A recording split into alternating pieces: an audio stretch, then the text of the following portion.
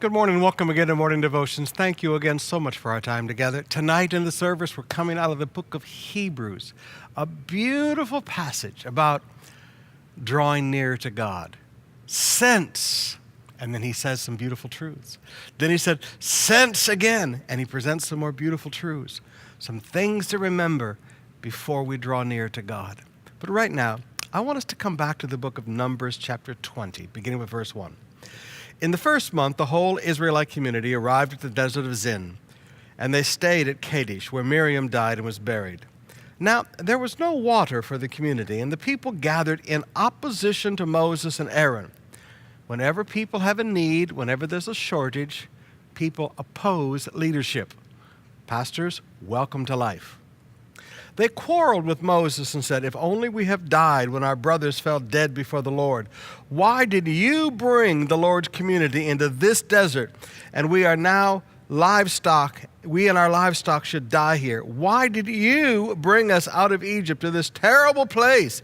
It has no grain or figs or grapevines or pomegranates, and there's no water to drink." Now, please forgive me. But it's in Numbers 14 and Numbers 15 that the people of Israel rebel against God and refuse to enter the promised land. The truth is simply this. When people go through hard times because of their own actions, they forget why they are where they are. Let me say that again. When people are going through hard times because of their bad decisions and their sinful lives, they forget why they are where they are. They forget it's our fault that we're here. We could have been in the land flowing with milk and honey, but we rebelled against God.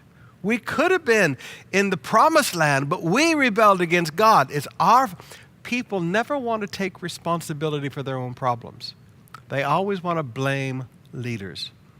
Now, I've watched so many churches in my life where people have hard times because as a people, they have not lived right. As a people, they have sinned.